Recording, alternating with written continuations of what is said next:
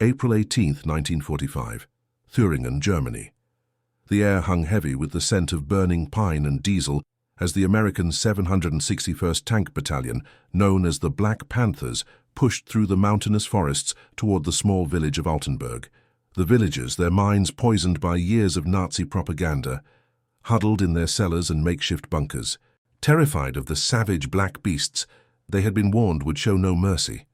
How utterly wrong they would be proven in the coming days, when these same soldiers would risk everything to save what the Third Reich had deemed most precious, the future of the German race. Before we dive into this story, drop a quick hi in the comments and tell me where you're watching from.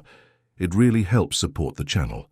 This is the untold story of how America's segregated African-American tank battalion became unlikely saviors of German children, and how their actions shattered years of hateful propaganda in a single act of profound humanity that would change hearts and minds forever. Lieutenant James Hendricks lowered his binoculars and frowned. Through the morning mist, he could see the outline of Altenburg's church spire, but something felt wrong. There was no movement, no signs of retreating German forces, yet intelligence had reported SS units in the area just days before. At 32, Hendricks was older than many of his men. The son of a Buffalo soldier from the Spanish-American War, he carried himself with the quiet dignity of someone who had spent his entire military career fighting two enemies, the Germans abroad and racism at home. "Wilson, get Sergeant Parker up here," he ordered his radio man. "I want the scout team ready to move out in 5. Corporal Marcus Wilson, a former postal worker from Harlem, nodded and adjusted his radio. "Yes, sir, Lieutenant." He turned the dial and spoke clearly into the microphone. "Panther 3, this is command. Sergeant Parker to the front. Over." 30 yards back, the rumble of tank engines provided a constant backdrop to the men's nervous chatter. The 761st had been in constant combat for 183 days straight, longer than any other American unit in the European theater. They had fought their way from France through Belgium into Germany and liberated more than 30 towns already. But the deeper they pushed into the German heartland, the stranger things became. "Command, this is Panther 3. Parker moving up now, over," crackled the response. Staff Sergeant Isaiah Parker appeared minutes later, moving with the practiced stealth of a man who had spent his youth hunting in the Louisiana bayous. At 27, Parker had already earned a Silver Star during fighting in the Ardennes, when he had single-handedly neutralized a German machine gun nest that had pinned down an entire company of infantry. "You called for me, Lieutenant?" Parker asked, his breath forming small clouds in the chilly morning air. Hendricks nodded and pointed toward the village. "Something's off, Parker. We should have encountered some resistance by now. I want you to take point with your squad. Approach from the western edge, use the tree line for cover. Radio back at first contact." "Yes, sir," Parker replied, then hesitated. "Sir, what about civilians? Intelligence said this area's been heavy with evacuees from the bombing campaigns." Hendricks' expression darkened. "Standard protocol. Any German military armed or attempting to surrender follow procedure. Civilians are to be directed to assembly points. Remember, these people have been told we're monsters. Expect fear, possibly hostility." Parker nodded grimly. "Understood, sir." 40 minutes later, Parker and his 5-man squad had made their way to the outskirts of Altenburg. The village itself was a collection of perhaps 50 buildings, a church, a small town hall with a Nazi flag still hanging limply in the windless morning, and rows of timber-framed houses typical of the region. Most notable was the large stone building at the northern edge that appeared to be a school or some kind of institution. "Diaz, what do you make of that building?" Parker asked Private Miguel Diaz, the squad's scout and a former architecture student from San Antonio. Diaz studied it through his binoculars. "Looks like a sanitarium or maybe an orphanage, Sarge. There's a playground behind it." Parker frowned. "Any movement?" "Nothing obvious, but I see laundry on lines, places occupied." Just then the radio crackled. "Scout team, this is command. What's your status, over?" Parker pressed the transmit button. "Command, this is scout team. We've reached the village perimeter. No sign of enemy combatants, but the town appears occupied. There's a large institutional building on the north side. Requesting permission to proceed, over." "Proceed with caution," came Hendricks' voice. "We're moving the first platoon up to support. Report any contact immediately." As Parker and his men moved cautiously into the village, the silence was unnerving. Curtains moved in windows, revealing glimpses of frightened faces that quickly disappeared. "They're watching us," whispered Private First Class Thomas Jenkins, the youngest of the squad at just 19. "Stay focused," Parker replied. "Remember, they think we're here to hurt them. Let's prove otherwise." The squad had reached the village center when the first civilian appeared, an elderly man with a white armband who approached with trembling steps and hands raised high. "Bürgermeister," he said, pointing to himself. "Mayor." Parker signaled his men to hold position. With his limited German, augmented by a phrasebook all soldiers were issued, he addressed the old man. "English. Sprechen Sie English?" The mayor shook his head, then gestured toward the large building they had seen earlier. "Kinder," he said. "Children." His face showed deep concern as he pointed at Parker and his men, then made a protective gesture. "Bitte, please, nicht Kinder." Parker understood enough. The mayor was begging them not to harm the children. The irony wasn't lost on him, that this German would assume African-American soldiers would target children when they had seen firsthand what German forces had done to civilians across Europe. "We don't hurt children," Parker said firmly, pointing to himself and shaking his head. "No harm, kein Schaden." The mayor seemed unconvinced but desperate. He pointed to his watch, then held up 10 fingers. Parker understood he was asking for 10 minutes, presumably to warn the villagers of their arrival. "Lieutenant," Parker radioed back, "we've made contact with the village mayor. He's concerned about a building with children, requesting permission to investigate with local escort." There was a pause before Hendricks responded. "Granted, but take full squad and stay alert. Could be a trap." With the mayor leading the way, Parker and his men proceeded toward the northern building. As they approached, they began to hear what sounded like children crying. The mayor spoke rapidly in German, clearly trying to explain something, but the language barrier made it impossible to understand the details. At the entrance to the building, a middle-aged woman in a nurse's uniform stood rigid with fear, her hands protectively spread across the doorway. Behind her, the faces of several young children peeked out, their expressions a mix of curiosity and terror. "Schwester Maria," the mayor introduced her. "Head nurse." The woman stared at Parker and his men with wide eyes. It was clear she had never seen black people before, and years of Nazi propaganda had filled her head with grotesque caricatures of what they were like. Parker removed his helmet in a deliberate gesture of peace. "We're not here to hurt anyone," he said slowly, knowing she probably couldn't understand his words, but hoping his tone would convey his meaning. "We're here to help." Diaz, who had been studying the building, suddenly spoke up. "Sarge, look at the children." He pointed to where several small faces peered out from behind the nurse. "Some of them don't look well." Parker took a closer look. Indeed, several of the children appeared thin and pale, with hollow cheeks and dark circles under their eyes. One small boy, no more than 4, coughed violently while an older girl held him steady. Nurse Maria, seeing Parker's concern for the children, seemed to come to a decision. With visible reluctance, she stepped aside from the doorway and gestured for them to enter. Inside, the smell hit them first, a mixture of unwashed bodies, illness, and inadequate sanitation. The large hall had been converted into a makeshift dormitory, with perhaps 40 simple beds arranged in rows. Most were occupied by children ranging from infants to about 10 years old. Many appeared ill, and all showed signs of malnutrition. "My God," whispered Jenkins. Parker immediately keyed his radio. "Lieutenant, we need medical assistance at the north building immediately. Multiple children. Appears to be some kind of orphanage or hospital, many in poor condition." "Understood," came the immediate reply. "Sending Captain Green with the medical team. Secure the building." As Parker and his men moved further into the facility, a young woman approached them. Unlike the head nurse, her expression showed more desperation than fear. "You are Americans?" she asked in accented but understandable English.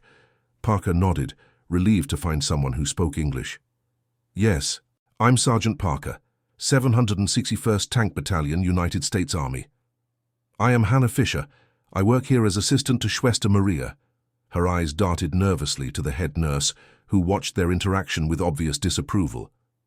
These children, they have not enough food for weeks now. The supplies—" She spread her hands helplessly. "What is this place exactly?" Parker asked. Hannah hesitated, looking again at Schwester Maria, who gave a resigned nod. "It was orphanage before war. Now it is place for—" She searched for the word. "Lebensborn. You understand?" Parker shook his head. "Lebensborn. It is Nazi program. These children, some are orphans from bombings. Others—" She lowered her voice. "Others are taken from occupied countries. Poland, Norway. Children who look—" She gestured to her blonde hair and blue eyes. "Aryan, to be raised as Germans." Parker felt a chill run down his spine.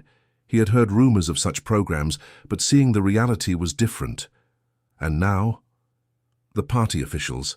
They left 3 days ago, took all good food, medicine, told us to— She swallowed hard. "To give special medicine to children if Americans come. Said better dead than—" Her eyes flicked to Parker's dark skin. "Than captured by—" She couldn't finish, but she didn't need to. Parker understood perfectly. The Nazi officials had instructed the staff to poison the children rather than let them fall into the hands of black American soldiers. "Did you?" Parker asked quietly. "Give them this special medicine?" Hannah shook her head emphatically. "No, Schwester Maria hid it. She said no child dies while she is in charge." A hint of pride crept into her voice. She was nurse before Nazis. She remembers oath to do no harm. Parker nodded with newfound respect for the stern-faced head nurse. "Ask her what these children need most urgently." After a quick exchange in German, Hannah turned back to Parker. "Food, medicine for pneumonia, many are sick, and milk for babies." Parker turned to his men. "Jenkins, radio command again. Tell them we need emergency rations, especially milk and any baby formula they can find. Diaz, check the kitchen, see what supplies they have left." As his men moved to follow orders, Parker approached one of the beds where a small girl, perhaps 5 years old, watched him with wide, fearful eyes. He slowly removed a chocolate bar from his pocket, a rare luxury he had been saving, unwrapped it, broke off a small piece, and ate it himself first to show it was safe. Then he offered the rest to the child. She stared at the chocolate, then at Parker, clearly torn between fear and hunger. Behind her, Schwester Maria gave a small nod of permission. The girl took the chocolate with trembling fingers and took a tiny, tentative bite. Her eyes widened at the sweetness. Probably her first taste of chocolate in years. "What's her name?" Parker asked Hannah. "Elsa, she's from Poland, her parents were." Hannah made a shooting gesture. Parker nodded grimly, then turned back to the child. "Hello, Elsa," he said softly. "My name is Isaiah." The little girl didn't understand his words, but seemed to respond to his gentle tone. "Isaiah," she repeated carefully. Outside, the sound of vehicles approaching announced the arrival of the rest of the company.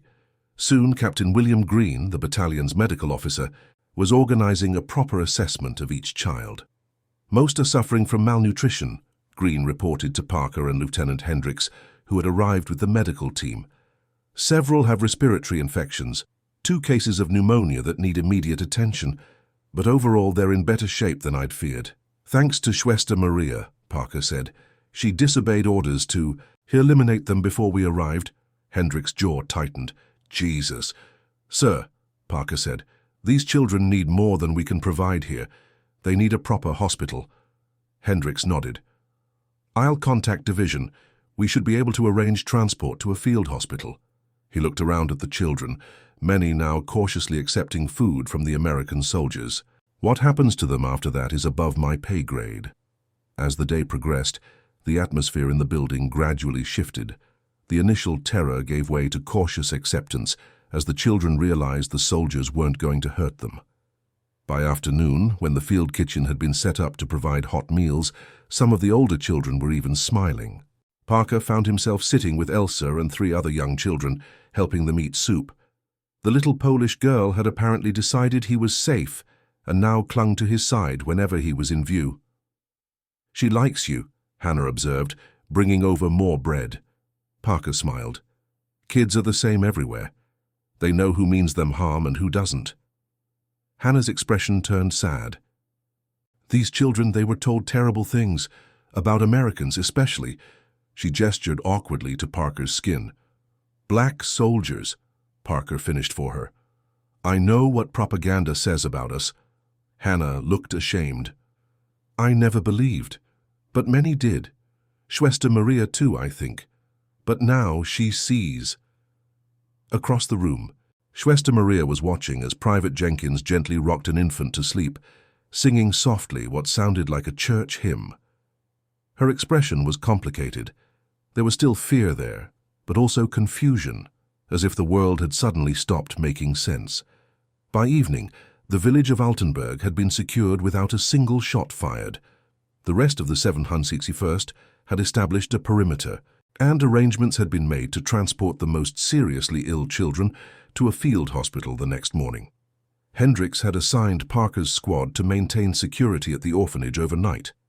As darkness fell, Parker made his rounds, checking on his men and the building's security.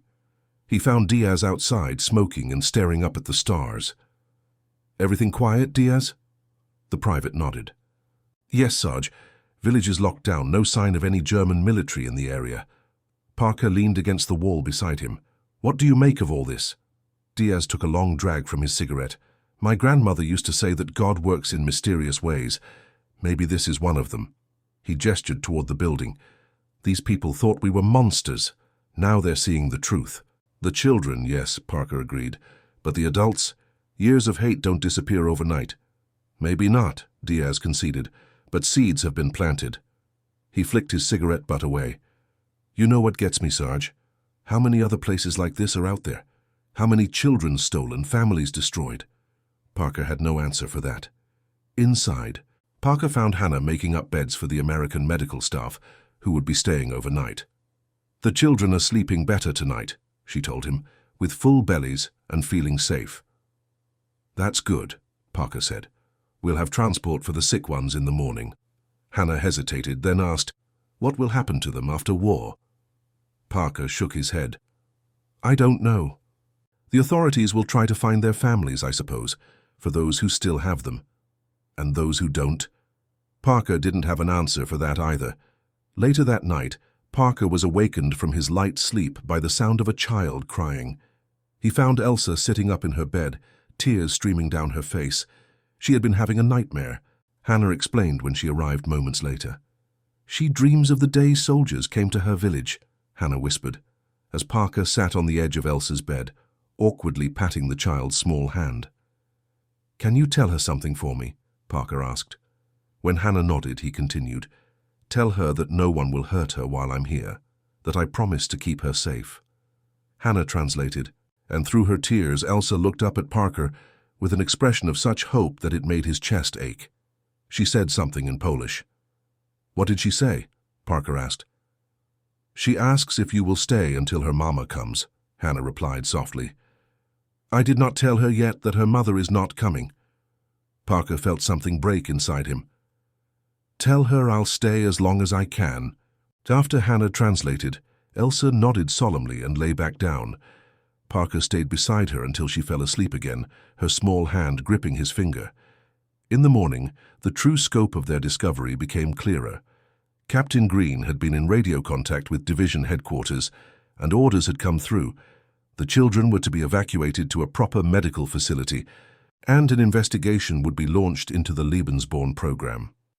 There are apparently dozens of these facilities throughout Germany, Green told Parker and Hendricks as they watched the children being prepared for transport. This is just one small part of a much larger operation. What happens to the staff? Parker asked, thinking of Hannah and even Schwester Maria. Depends on their level of involvement, Hendricks replied. The higher-ups will face charges, certainly. The others, like your nurse friends here, will probably be interviewed by intelligence and then released if they're found to be just employees rather than true believers. As the first trucks were being loaded with children and their meager belongings, a commotion broke out at the village edge. Parker and Hendricks hurried to investigate and found a group of German women who had emerged from the surrounding countryside, frantically trying to get past the American perimeter. What's going on? Hendricks demanded. The translator attached to headquarters company, a Jewish sergeant named Goldstein, who had fled Berlin in 1936, spoke rapidly with the women, then turned to the officers. "They're mothers," he explained. "They heard we found the children. They've been searching for their kids for months, years in some cases." "These are German women?" Parker asked, confused. "I thought the children were from occupied territories." "Some are," Goldstein agreed. "But apparently, the Nazis also took children from German families who opposed the regime. Political dissidents, religious minorities, anyone deemed undesirable. And some were simply orphaned by bombing and brought here." Hendricks looked at the desperate women, then at Parker. "Let them through, supervised, one at a time. If any of these kids recognize their mothers, that's good enough for me until the proper authorities can sort it out." What followed was a scene that none of the soldiers of the 761st would ever forget. As each woman was escorted into the orphanage, her eyes scanned the gathered children frantically. Most left in tears, their children not among those found. But for a few there came a moment of recognition, a gasp, a child's cry of "Mutti!" and then a reunion of such raw emotion that even the most hardened soldiers had to look away. A heavy-set woman with graying blonde hair was led in, her eyes red-rimmed from crying. She had almost given up hope when a boy of about 8 spotted her from across the room and screamed, "Mama!" The woman crumpled to her knees as the child flew into her arms. She says her husband was arrested for distributing anti-Nazi pamphlets in 1943. Goldstein translated as the woman explained between sobs. He died in Dachau. She was sent to a labor camp. Their son was taken for the Lebensborn program because he fit the Aryan ideal. Watching these reunions, Parker felt a complex mix of emotions: joy for those reunited, sorrow for those who would never find their families, and a deep, burning anger at the system that had torn them apart in the first place. Hannah approached him, her eyes wet. "I did not know," she said quietly, "about the German children. I was told only they were orphans or abandoned." Parker believed her. "What will you do now, Hannah?" She looked around at the children still waiting to be evacuated. "I stay with children if they let me, until they find families." She hesitated. "These mothers, they were told terrible things about American soldiers, especially black soldiers. Now they see truth." Parker nodded, thinking of how terrified the women had been when first approaching the American lines, and how that fear had melted away in the face of greater concerns for their children. One mother approached Parker directly, a small girl clinging to her skirts. With Goldstein translating, she thanked him tearfully for protecting her daughter and apologized for believing the horrible lies she had been told about black Americans. "Tell her no apology is needed," Parker said. "Just take care of her daughter and teach her the truth about people, that you can't judge anyone by their appearance or where they come from." As the woman walked away, Hendricks joined Parker. "Division just radioed. They're sending a specialized team to handle this situation. Some big brass is interested in what we've found here, war crimes evidence apparently." Parker watched as Elsa, who had no mother coming for her, was gently helped into a medical transport truck. She spotted him and waved frantically. He walked over to say goodbye. "She's asking if you're coming with her," Hannah translated. Parker shook his head sadly. "Tell her I have to stay and help other children, but that where she's going, people will take good care of her," Hannah translated, and Elsa's face fell. She said something that made Hannah smile. "What did she say?" Parker asked. "She says when she grows up she will find you and say thank you properly," Hannah replied. "She says you are her hero." Parker felt his throat tighten. "Tell her." He swallowed hard. "Tell her I'll remember her too." As the truck pulled away, Parker saluted Elsa, and the little girl solemnly returned the gesture, having seen the American soldiers do it. By midday, most of the children had been evacuated. The mothers who had identified their children had been allowed to accompany them to the field hospital, where proper documentation and verification would take place. The village itself was now being prepared as a temporary headquarters for the battalion as they planned their next advance. In the days that followed, the 761st Tank Battalion established a secure base in Altenburg, preparing for their next push toward Leipzig. But the discovery of the Lebensborn facility had changed something fundamental for the men of Parker's squad. They had entered Germany as liberators expecting to face a fanatical enemy. Instead, they found themselves cast as unexpected protectors of the most vulnerable victims of Nazi ideology. Word of what they had found spread quickly through the Allied lines. On April 21st, 3 days after their arrival in Altenburg, a jeep bearing the insignia of the 12th Army Group pulled into the village. From it emerged Colonel Robert Guthrie, a stern-faced officer from General Bradley's staff, accompanied by a civilian woman in her 40s wearing the armband of the International Red Cross. Lieutenant Hendricks and Sergeant Parker were called to headquarters, the former mayor's office, to brief them. "Gentlemen," Colonel Guthrie began after introductions had been made, "your discovery here has significant implications. This is Dr. Eleanor Hayes from the War Refugee Board. She's here to assess the situation with these children." Dr. Hayes nodded curtly. "I've been tracking the Lebensborn program for nearly 2 years. What you found here confirms much of what we suspected, but couldn't prove until now." She consulted her notes. 47 children in total, correct? Ages ranging from infants to 10 years old. "Yes, ma'am," Parker confirmed, though 5 were claimed by German mothers from the surrounding area. The rest have been evacuated to the field hospital at Erfurt. "And the staff?" Guthrie inquired. "The head nurse, Schwester Maria, and her assistant, Hannah Fischer, remained with the children," Hendricks reported. "Neither appears to have been ideologically committed to the Nazi cause. According to Fischer, they were instructed to eliminate the children rather than let them fall into American hands, particularly." He hesitated. "Black hands," Parker finished flatly.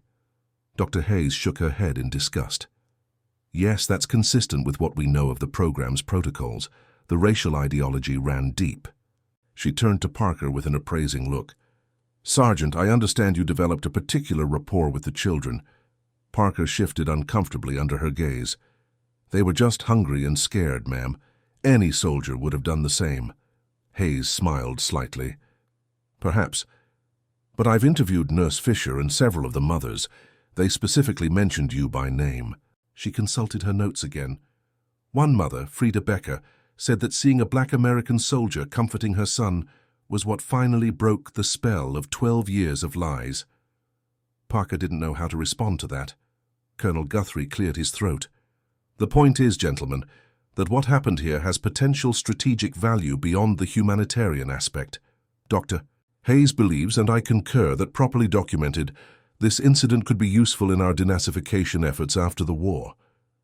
"You want to use us as propaganda?" Parker asked, an edge to his voice.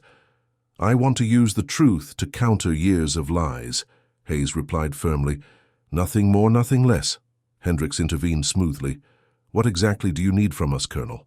"Documentation, statements from your men, photographs, and—" Guthrie hesitated. "Potentially a small detachment to accompany Dr. Hayes to the field hospital in Erfurt. She wants to document the children's stories before memories fade and bureaucracy takes over." Parker and Hendricks exchanged glances. "We're scheduled to move out in 48 hours, sir," Hendricks pointed out. "The advance on Leipzig won't wait." "I'm aware," Guthrie replied. "I've already spoken with Colonel Bates. He's authorized a 3-man detail to assist Dr. Hayes for 1 week, after which they'll rejoin the battalion wherever it is at that time." He looked directly at Parker. He suggested Sergeant Parker might lead that detail. Parker felt conflicted.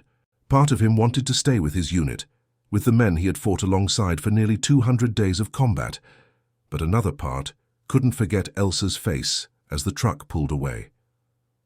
"I'll do it, sir," he found himself saying. "If Lieutenant Hendricks can spare me." Hendricks nodded. "Take Diaz and Jenkins with you. They were there from the beginning." The next morning, Parker, Diaz, and Jenkins accompanied Dr. Hayes to Erfurt in a requisitioned German civilian vehicle. The field hospital had been established in what had once been a technical college, its large halls converted to wards filled with wounded Allied soldiers and, increasingly, civilian casualties. The children from Altenburg had been placed in a separate wing, away from the worst of the war's carnage. Hannah Fischer and Schwester Maria were there, moving efficiently between beds despite their obvious exhaustion. "Sergeant Parker," Hannah's face lit up when she saw him. "The children have been asking for you." especially Elsa. Parker felt a warmth spread through his chest that had nothing to do with the overheated hospital ward. "How are they doing?" "Better," Hannah replied. "The doctors here have been kind. Many of the respiratory infections are improving already with proper medicine, and they have milk, real milk, for the babies." Dr. Hayes interrupted gently. "Miss Fisher, I'd like to begin interviewing the children who are well enough to talk. Could you assist as translator?" While Hayes and Hannah moved to one side of the ward to begin their work, Parker sought out Elsa. He found her sitting up in bed, color returning to her previously pale cheeks. When she saw him, her face broke into a wide smile. "Isaiah!" she exclaimed, pronouncing his name carefully as she had practiced. "Hello, Elsa," he replied, sitting on the edge of her bed. Despite the language barrier, they had developed their own way of communicating. Gestures, expressions, the few words they each knew in the other's language. Elsa pointed to the bandage on her arm, where she had received a vaccination, and made a brave face. Then she held up 5 fingers and pointed to herself proudly. "You're 5 years old?" Parker guessed, smiling. "That's very grown up." She nodded vigorously, then reached under her pillow and pulled out the wrapper from the chocolate bar he had given her days earlier, carefully preserved. Parker's throat tightened. He reached into his pocket and produced another chocolate bar, his last, saved for this moment. Elsa's eyes widened in delight. Across the ward, Dr. Hayes was methodically interviewing children with Hannah's help, taking notes and occasionally using a small camera to document their condition. Parker observed that she was gentle but thorough, her professional demeanor occasionally softening when confronted with particularly young children. Later that evening, after the children had been settled for the night, Hayes convened a meeting with Parker, his men, and the nursing staff in a small office adjacent to the ward. "What we're documenting here goes beyond just this one facility," she explained, spreading out a map of Germany marked with red dots. "Based on intelligence reports and testimony from captured SS officers, we believe there were 46 Lebensborn homes throughout the Reich and occupied territories."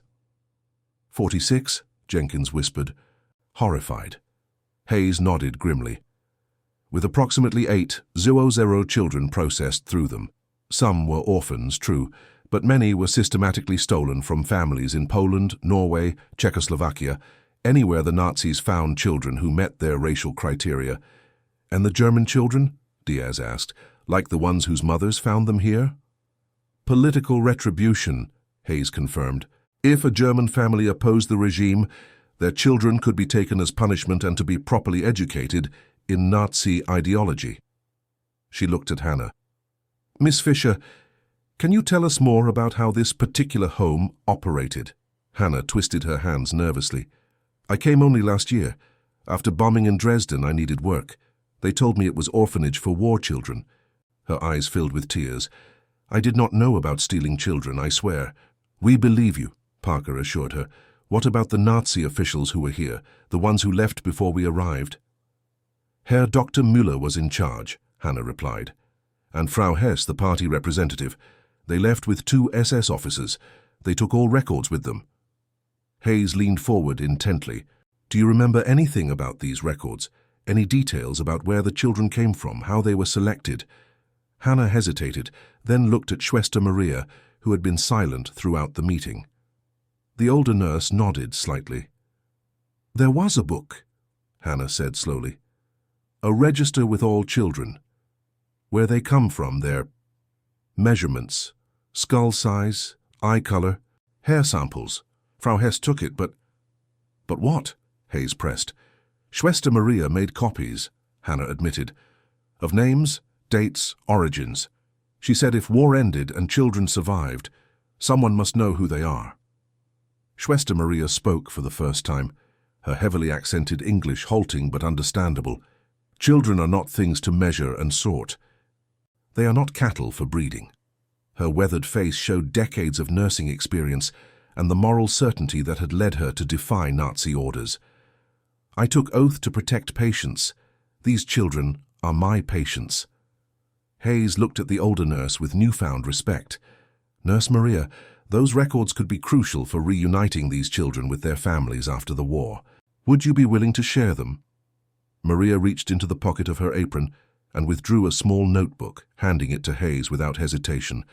For children, not for revenge. Hayes accepted it reverently. For the children, she agreed. Over the next 5 days, Parker and his men assisted Hayes in documenting every aspect of the children's situation. They took photographs, recorded testimonies, and helped interview the German mothers who had reclaimed their children. Throughout this process, Parker spent as much time as possible with Elsa, whose story remained incomplete. According to the records Schwester Maria had kept, she had been taken from a village near Łódź in Poland in 1943, but there was no information about her parents beyond the notation, eliminated. On their 6th day in Erfurt, as Parker sat with Elsa helping her eat lunch, Dr. Hayes approached with an unusually somber expression. "Sergeant, could I speak with you privately?" Parker nodded, promised Elsa he would return, and followed Hayes to the office they had been using. "We've received word from the War Refugee Board's representatives in Poland," Hayes said without preamble. "Based on the village name and date in Nurse Maria's records, they've confirmed that Elsa's parents were executed by SS Einsatzgruppen during a reprisal operation. There are no surviving relatives." Parker absorbed this blow in silence. He had suspected as much, but hearing it confirmed made it painfully real. "What happens to her now?" he finally asked. Hayes sighed. "That's the question for all these children with no identifiable family. After the war, they'll likely be placed in Allied displaced persons camps until more permanent arrangements can be made. Orphanages, foster care, perhaps adoption for the youngest." "She's already been through 3 homes in 2 years, Parker said, his voice tight. "And now you're telling me she faces more uncertainty, more strangers." "I know it's not ideal," Hayes began. "Not ideal." Parker's voice rose slightly before he controlled it. "These children have been treated like pawns, like property. They deserve stability, care, somewhere they can feel safe." Hayes studied him thoughtfully. "You've become quite attached to Elsa." Parker didn't deny it. "Someone should be attached to her. Everyone else in her life has been taken away or just passing through." "Including you," Hayes pointed out gently. "You'll be rejoining your unit in a few days." The truth of this statement hit Parker like a physical blow. He would be leaving too, just like everyone else in Elsa's short life. "What if—" he began, then stopped himself. The half-formed thought seemed impossible. "What if what, Sergeant?" Hayes prompted. Parker shook his head. "Nothing, it's not realistic." Hayes leaned forward. "In my experience, this war has redefined what's realistic. Tell me what you're thinking." "What if I could give her a home?" Parker said quietly. "After the war. Adopt her, maybe." Hayes didn't immediately dismiss the idea, which surprised him. It would be complicated. International adoption is complex even in peacetime. And there would be. She hesitated. "Because I'm black," Parker finished for her. "And she's a blonde, blue-eyed child from Poland." "Yes," Hayes admitted. "There would be obstacles, but not necessarily insurmountable ones." She considered him carefully. "You're serious about this?" Parker hadn't known he was until that moment. "Yes, ma'am, I think I am." "Do you have family back home, a wife?" "No wife, my parents are in Louisiana. My father runs a small farm. My mother teaches at the colored school in our parish." A small smile touched his lips. "She'd take to Elsa right away. Always wanted a daughter." Hayes tapped her pencil thoughtfully against her notepad. "I can't make any promises, Sergeant, but I can start the paperwork, make inquiries. Having someone from the War Refugee Board advocating for the case would help." She gave him a stern look. "But you need to be certain. This isn't a decision to make on impulse." "I understand," Parker said solemnly. "And you should consider what this would mean for Elsa," Hayes continued. "Life in America would offer opportunities, yes, but also challenges, especially in Louisiana." Parker knew exactly what she meant. The Jim Crow South would not be an easy place for this child who had already endured so much. "My parents moved to the north of Louisiana. It's rural, but not the worst place," he said. "And for the challenges. She'll have a family who loves her. Sometimes that's enough to face anything. Hayes regarded him for a long moment, then nodded. I'll see what I can do. The seventh day in Erfurt brought news that the 761st had advanced to within 30 miles of Leipzig, encountering moderate resistance. Parker and his men would need to rejoin them the following morning. It was time to say goodbye. Parker had not told Elsa about his conversation with Dr. Hayes. He didn't want to give her false hope, and the chances of success seemed remote at best. But as he approached her bed for their final visit, he found it difficult to maintain his composure. Elsa sensed something was wrong immediately. "Isaiah?" she asked, her small face creased with concern. Through Hannah's translation, Parker explained that he had to leave with his unit. Elsa's eyes filled with tears, but she didn't cry. She had already learned that adults who left rarely returned. "Will you come back?" she asked through Hannah. Parker knelt beside her bed so they were at eye level. "I'm going to try," he said, with all the sincerity he could muster. "I promise I will try." Hannah translated, then added softly, "She has heard many promises." Parker reached into his pocket and pulled out his unit insignia, the Black Panther patch of the 761st. "This is very special to me," he told Elsa, as Hannah translated. "I want you to keep it until I come back for it." Elsa took the patch reverently, tracing the panther outline with her small finger. Then, with decisive movements, she removed the small wooden cross she wore on a string around her neck, one of her few possessions from before her captivity, and handed it to Parker. "For luck," Hannah translated. "To keep you safe." Parker accepted it solemnly and placed it around his neck, tucking it beneath his uniform. "Thank you, Elsa. I'll keep it safe until we meet again." As Parker and his men prepared to depart the next morning, Dr. Hayes approached with a thick envelope. "Preliminary paperwork," she explained, handing it to Parker, "and contact information for my office in Washington. When the war ends, write to me immediately." Her professional demeanor softened slightly. "I meant what I said about advocating for this case, Sergeant. It won't be easy, but if anyone can make it happen, you can." Parker tucked the envelope securely in his pack. "Thank you, ma'am." "There's something else," Hayes added. "Hannah Fisher has requested permission to remain with Elsa specifically, rather than being reassigned to other duties. Given her attachment to the child and Elsa's to her, I've approved the request." Parker felt relief wash over him. "That's good news. Elsa needs that continuity. Miss Fisher also asked me to give you this." Hayes handed over a small envelope. "She said it's something for you to remember your promise by." Inside was a simple pencil drawing, clearly done by a child's hand. A small figure with pigtails standing beside a tall figure in what appeared to be a soldier's uniform.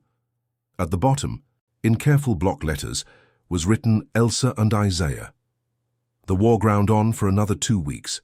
The 761st continued its advance alongside other elements of the 6th Armored Division, liberating more towns, encountering pockets of fanatical resistance, and increasingly German units eager to surrender, preferably to American forces rather than to the Soviets who were closing in from the east. On May 8, 1945, the news finally reached them. Germany had surrendered unconditionally. The war in Europe was over. For Staff Sergeant Isaiah Parker, who had fought across France, Belgium, and into the German heartland over 183 continuous days of combat, the moment was anticlimactic. There was no dramatic final battle, just a gradual diminishing of violence, until suddenly they were soldiers of occupation rather than combat. The 761st Tank Battalion was stationed near Nuremberg when the surrender was announced. Amidst the celebrations, Parker sought out Lieutenant Hendricks. "Sir, with your permission, I'd like to request a brief leave to visit Erfurt." Hendricks studied him knowingly. "The Polish girl?" "Yes. Sir, I made her a promise." Hendricks nodded. "I'll approve 3 days. Take Diaz with you. They're not issuing solo travel permits yet." 2 days later, Parker and Diaz arrived at the field hospital in Erfurt, only to find it in the process of being evacuated.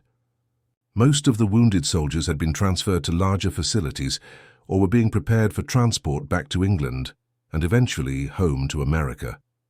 The children's ward was empty. Parker's heart sank as he approached a harried medical officer. "The children who were here from Altenburg, do you know where they've been taken?" The officer barely glanced up from his clipboard. Displaced persons facility in Frankfurt, most likely. All non-military personnel were transferred there last week. Frankfurt was over 200 miles away, impossible to reach within Parker's limited leave. Diaz saw his friend's crestfallen expression and stepped forward. "Sir, is Dr. Eleanor Hayes still here? She was coordinating the children's care." "Hayes?" The officer frowned. "Name sounds familiar. Check with Captain Winters in administration. Down the hall, last door on the left." Captain Winters was more helpful. "Dr. Hayes left for Berlin 3 days ago, but she left contact information for inquiries about the Lebensborn children." He rummaged through a file and produced a note. Here, they were indeed transferred to Frankfurt, to a special facility for displaced children. There's a name here. Hannah Fisher. Says she's the point of contact for any military personnel inquiring about the children. Parker felt a surge of hope. "Is there a telephone number?" "Better than that," Winters replied, checking his watch. "There's a supply convoy leaving for Frankfurt in an hour. If you can get authorization, you could hitch a ride." A flurry of radioed permissions later, Parker found himself in the back of a transport truck rumbling toward Frankfurt. Diaz had remained behind to explain to Lieutenant Hendricks why Parker's 3-day leave might extend a bit longer. The displaced persons facility in Frankfurt turned out to be a converted boarding school in the city's outskirts, largely undamaged by bombing. When Parker arrived, it was a hive of activity: aid workers, military personnel, and civilians of all nationalities trying to sort out the human debris left by 6 years of war. At the administration desk, a tired-looking woman in an American Red Cross uniform squinted at him suspiciously when he asked about Hannah Fisher and the children from Erfurt. "We have over 300 children here, soldier. I can't possibly—" "Isaiah!" a voice called from across the hall. Parker turned to see Hannah hurrying toward him, her face breaking into a relieved smile. "You came. I wasn't sure if my message would reach you." "What message?" Parker asked, confused. "I asked Dr. Hayes to get word to your unit that we had been transferred here," Hannah explained. "She promised to try, but with everything so chaotic—" She shook her head. "It doesn't matter. You're here now. Elsa will be so happy." Hannah led him through the bustling facility, explaining as they went. "They have organized children by country of origin, trying to arrange repatriation where possible. The Polish children are on the 2nd floor." "And Elsa?" Parker asked. "Dr. Hayes told me about her parents." Hannah's expression grew somber. "Yes, there is no family for her to return to. She is in section for children awaiting long-term placement." They climbed a wide staircase to the 2nd floor, where the noise level increased dramatically. The sound of dozens of children playing, talking, crying. Hannah navigated the chaos with practiced efficiency until they reached a large former classroom where about 20 children were engaged in various activities under the watchful eye of aid workers. "Elsa," Hannah called. "Look who has come to see you." A small blonde head jerked up from a table where she had been drawing. For a moment Elsa stared in disbelief, then her face transformed with joy. "Isaiah!" she screamed, and bolted across the room, crashing into Parker's legs with such force that he nearly lost his balance. Parker knelt and found himself engulfed in a fierce hug from the little girl. Over her shoulder, he could see other children watching curiously as this small Polish child embraced a black American soldier, as if he were family. "How you came back?" Elsa said in halting English, clearly a phrase she had been taught. "You came back." "I promised, didn't I?" Parker replied, his voice thick with emotion. He reached into his pocket and pulled out the small wooden cross she had given him. "I kept this safe for you."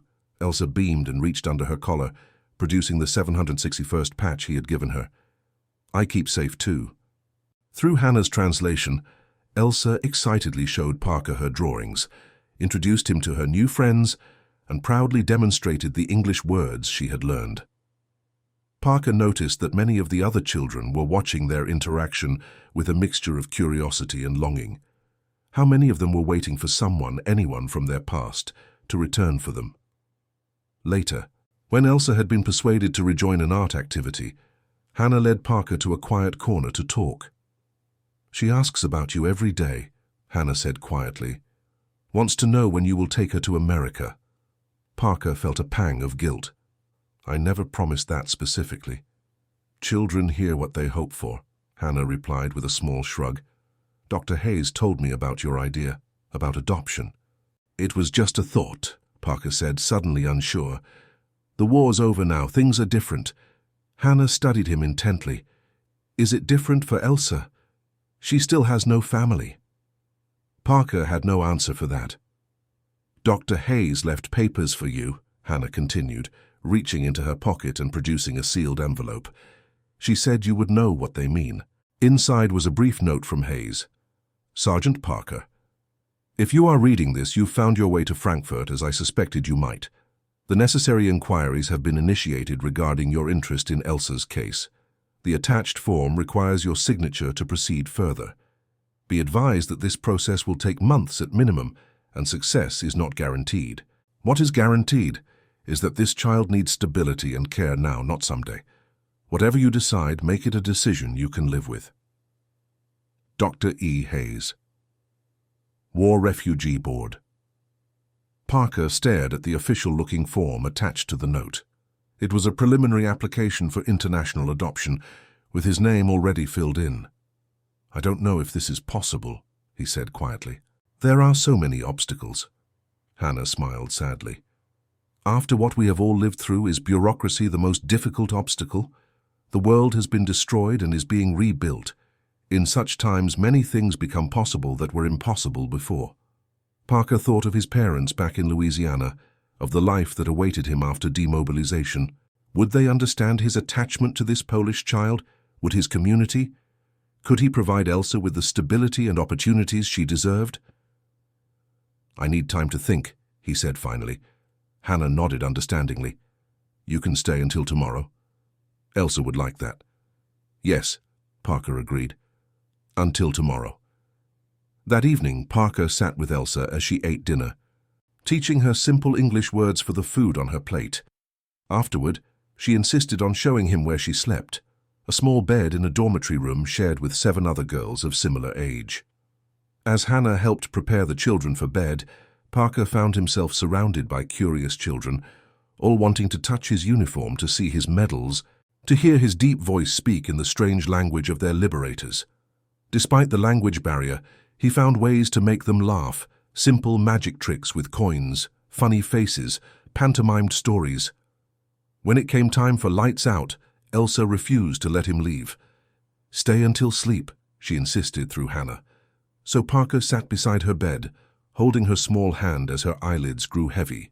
Just before she drifted off, she mumbled something that Hannah, standing nearby, translated with a gentle smile. She says she is not afraid of the dark when you are here. In that moment, Parker made his decision. He would face whatever obstacles arose, bureaucratic, societal, personal. This child who had survived unimaginable trauma deserved no less than his total commitment. The next morning, he signed Dr. Hayes's form and gave it to Hannah for safekeeping until the doctor's return. Then he made Elsa a solemn promise, one that Hannah translated with tears in her eyes. I will come back for you, he vowed. It may take time, but I will come back. And then, if you want, you will come home with me to America, to be part of my family. Elsa's response needed no translation. The hope and joy in her eyes spoke a universal language. It took 15 months. 15 months of paperwork, interviews, testimonials, and bureaucratic obstacles. 15 months during which Parker wrote letters weekly to Elsa, sent through Hannah, who would read them to the child and help her compose replies. 15 months in which he returned to America, reunited with his family, explained his unusual quest, and prepared them for the possibility of welcoming a Polish war orphan into their home. On August 12, 1946, Staff Sergeant Isaiah Parker, now a civilian again working on his father's farm, received a telegram from Dr. Eleanor Hayes. Adoption approved. Stop bringing Elsa home. Stop flight arrives NYC, August 20th. Stop Hayes. 2 weeks later, under the late summer Louisiana sun, a small blonde girl ran across a dusty farmyard into the arms of Isaiah Parker's mother, who embraced her new granddaughter with tears streaming down her face.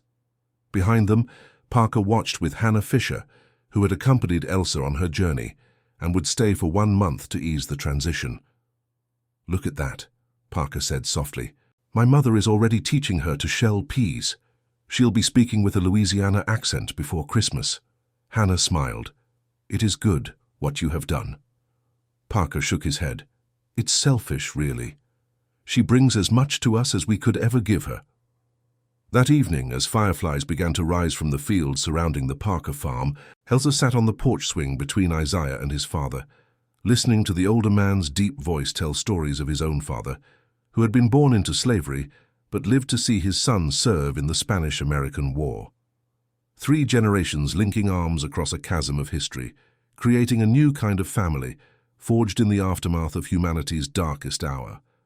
Later, when Elsa was being tucked into bed in her new room, decorated with wildflowers picked by Isaiah's mother, she asked a question that Hannah translated with a catch in her voice. "She wants to know if it is permitted to call you Dad now." Parker felt his heart expand in his chest. "Tell her," he replied, his voice husky with emotion, "that nothing in the world would make me happier." In the years that followed, Elsa Parker would grow into a remarkable woman who carried within her the resilience of her Polish heritage and the strength of her adopted American family. She would face challenges, certainly, curious stares, occasional cruelty, the complexity of explaining her unusual family to those who couldn't comprehend it. But she would also experience profound love, opportunity, and the unshakable security of belonging. And each year on April 18th, she and Isaiah would share a piece of chocolate and remember the day when propaganda crumbled in the face of simple human kindness, when a German orphanage full of stolen children discovered that the soldiers they had been taught to fear would become their most unlikely saviors. And that concludes our story. If you made it this far, please share your thoughts in the comments. What part of this historical account surprised you most? Don't forget to subscribe for more untold stories from World War II, and check out the video on screen for another incredible tale from history. Until next time.